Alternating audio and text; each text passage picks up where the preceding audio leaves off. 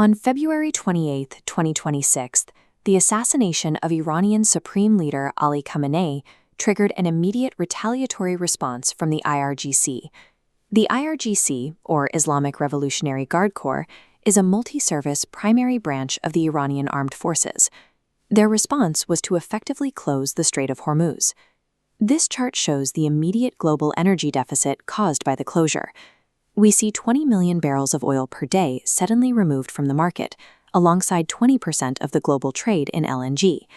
LNG stands for liquefied natural gas, which is natural gas cooled to a liquid state for easier storage and bulk transport.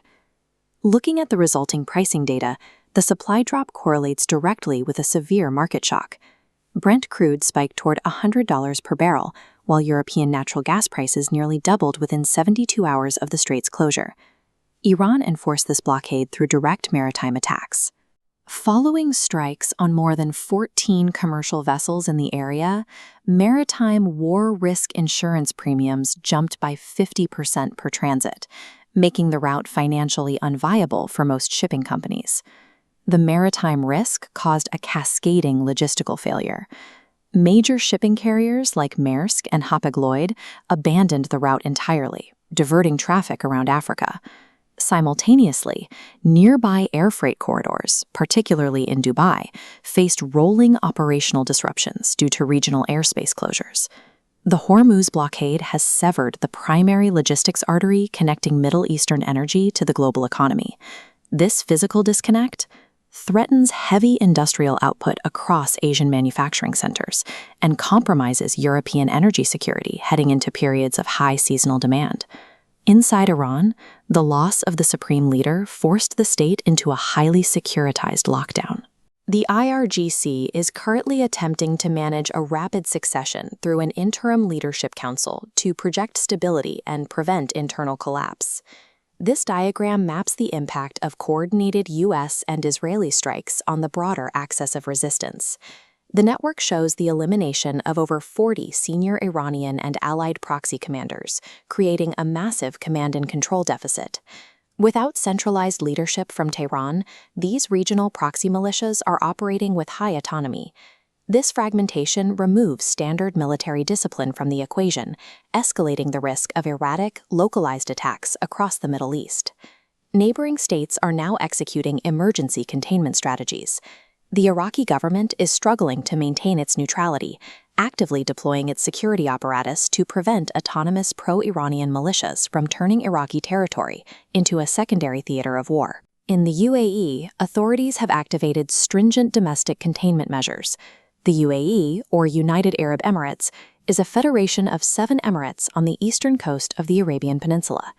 They are aggressively enforcing cybercrime laws, levying fines of 200,000 dirhams against residents who spread unverified conflict rumors, aiming to suppress public panic and economic flight. The decapitation of Tehran's leadership replaced a strategically predictable adversary with a volatile, decentralized network of armed groups. Every neighboring state is now forced into emergency containment to shield their own borders from the fallout. The conflict has exposed severe vulnerabilities in U.S. power projection, specifically regarding munitions. The high operational tempo is rapidly depleting American stockpiles of advanced interceptors and precision long-range strike weapons, which require lead times of up to 2 years to replace. In response to the strain on its industrial base, Washington has initiated a major policy shift. The newly released Maritime Action Plan directs massive federal investment toward rebuilding domestic shipbuilding capacity and securing vulnerable logistics chains against future disruptions. Conversely, the crisis highlights a severe strategic failure for Moscow. Russia's inability to shield its most critical regional partner from decapitation strikes has shattered the implicit security guarantee it offers to client states. Watching a highly protected and personalized regime suffer a sudden leadership collapse directly exacerbates the Kremlin's internal anxieties.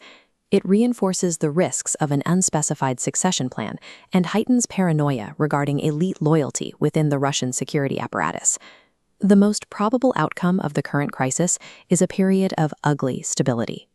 We will likely see a managed de-escalation where major state-on-state strikes pause, but the Strait of Hormuz remains a highly contested, high-risk maritime zone. For decision-makers navigating this environment, the directives are clear. Markets must price in sustained energy shocks.